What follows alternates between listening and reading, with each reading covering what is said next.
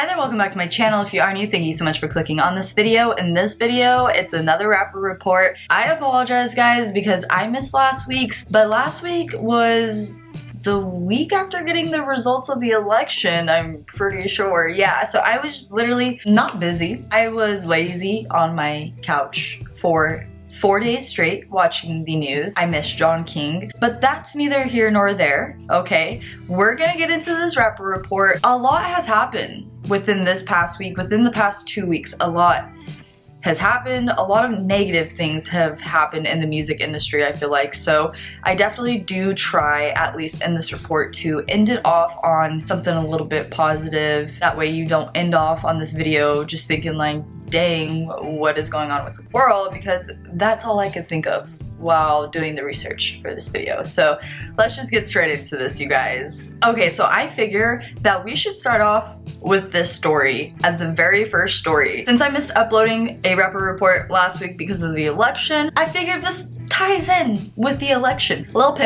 Pump, I don't know, whatever you prefer to call him at this point. You know, he'll answer to either. He, our dear friend, who is so motivated to get Trump reelected in office, he was not even registered to vote, you guys. Although I am happy that he didn't get the chance to actually vote for Trump, I am upset because of the message he put out there.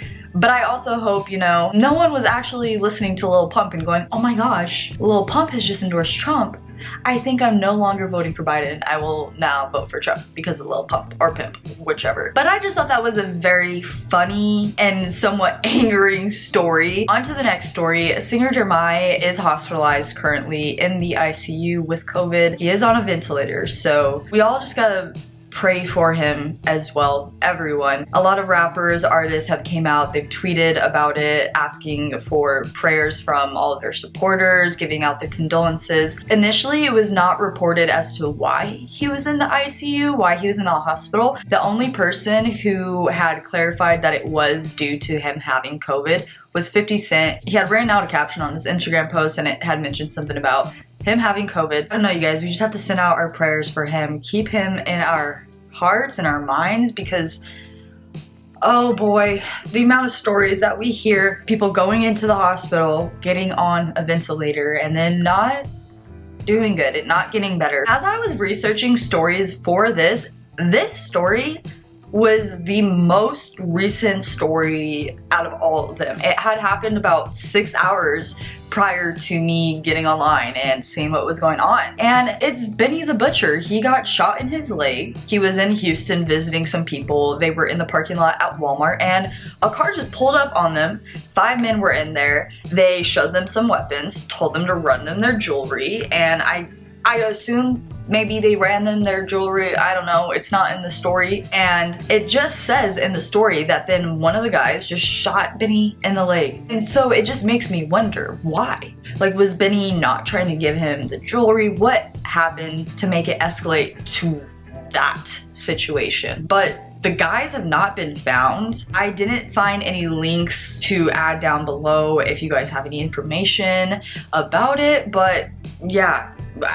At this point, we gotta keep Benny in our prayers too. I don't know if he's out of the hospital. It's definitely non-life-threatening injuries. He got shot in his leg, but definitely keep him in your prayers. Okay, so the next story, I just, yet again, don't understand what is going on in the music industry. It was King Von, now it's Mo3. He was 28. He was on a Dallas highway. It was said that he had noticed someone was following him when he left someone's house in Dallas and they went to a gas station. That's when they really realized, yo, something's going on. So they decided to get on the highway, try to lose the people that were following them.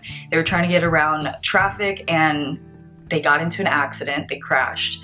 When that happened, he got out of the car, he tried running from the people that were in the other car, and I mean, sadly, we all know what happened from there. Someone that was on the highway as well was shot. They were taken to the hospital, they were treated, they are okay, non-life-threatening injuries, but he did pass away at the hospital while he was there. His manager, Brandon Rainwater, he said that Mo was actually on his way to a film shoot, which is just, makes it even that much more frustrating. Like, he was just on his way to work That's his job. He was just trying to go do something, make some money for his family. I don't understand. Men who did do this though still are not found. There is a $5,000 reward for anyone who can give them information that'll lead to finding these people, so I'll definitely leave that link down below. Like I said, with Benny the Butcher, they still haven't found those men either, but I didn't find any website to link down below if you guys have any info.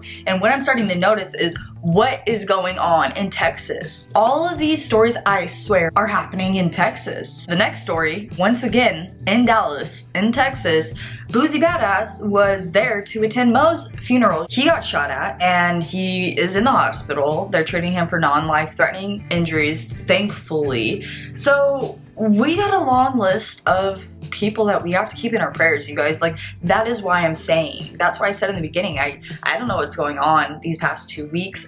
I don't know what's going on in Texas. One story that I was super excited to see is that Gucci Mane and Jeezy are gonna be in a Verzuz battle together, which was like shocking to me because I listened to the Breakfast Club interview with Jeezy and he said in there that he extended an offer to Gucci Mane. Gucci Mane respectfully declined, and I was so sad to hear that. I was like, why? That's what we all want. And then a couple days later, I was scrolling on Instagram and saw the post from Gucci Mane, and I was like, is this a joke? I literally had to look at the account that posted it because I was like, is this like a Gucci Mane fan account?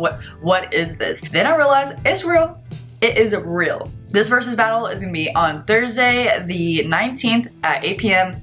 Eastern, so make sure you guys watch that. Do not miss out on that because I think that's gonna be great. I think that's gonna be a great battle for them. Gucci Mane and Jeezy definitely have had their differences for the past like over a decade at this point, but it definitely got worse in 2005 when Gucci Mane was charged with the murder of a rapper who was an associate of Jeezy, but Gucci Mane was acquitted on that charge in 2006 for self-defense, so they have a lot of history together, which makes the Verzuz battle that much more interesting. This is pretty much the last story. The things that I'm going to talk about at the end of the video are going to be album releases and birthdays for the past week, but I wanted to end this on a good note. Like I said, 50 Cent posted to his Instagram. He posted the photograph of Beyonce and Jay-Z jumping into the water, and then he posted the video of Diddy putting his goggles on and jumping into the pool. And he captioned it, "Rappers can't dive or swim, I just haven't been caught yet, LOL." And I thought that was hilarious. Like, it wasn't even like a little jab to anyone. He was just posting something funny, and then he was clowning himself too because he said, I can't swim, I can't dive, I just have not been caught.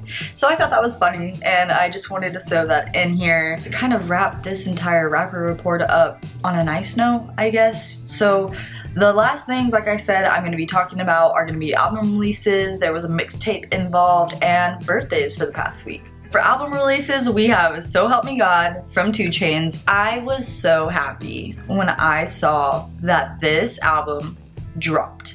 I was scrolling through Apple Music and I was looking at what new music there was, and I was like, so help me God.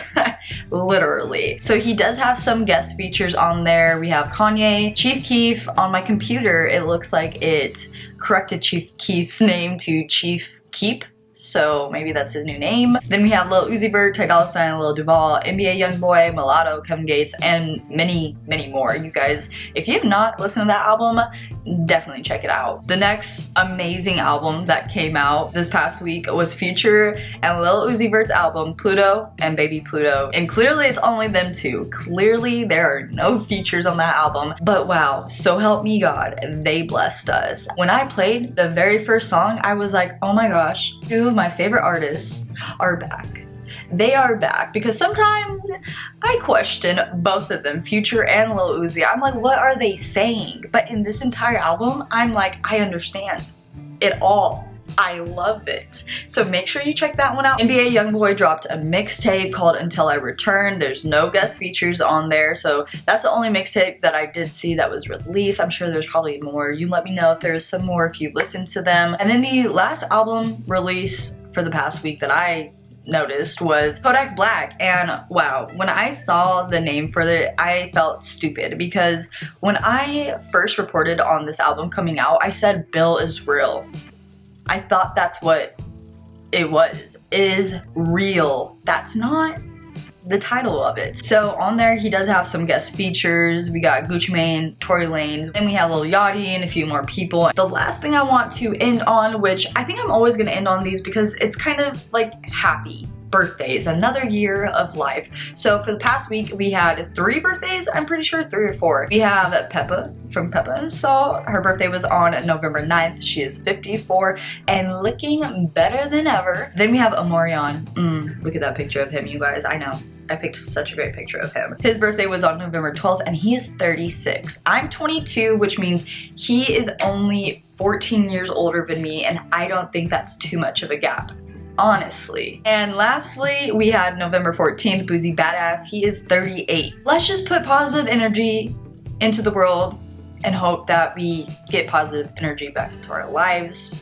That is it though, you guys. I hope you enjoyed this. I hope you maybe learned something from this report. And like I said, I did miss last week's report due to the election and me just being lazy, but I did upload about 4 or 5 videos in between that time, so make sure you check them out. That is it though, you guys. If you did enjoy, make sure you like, subscribe, and ring the bell. All my socials are linked down below, so make sure you give them a follow along with petitions and donation sites. That way you can continue your support for the Black Lives Matter movement. And also, you guys, as I will continue to say until January 5th comes around, down below I will have some links for the Georgia runoff elections on January 5th, because there are 2 seats that we hopefully can fill with some Democrats. That way we can get some things done in the White House for the next 4 years.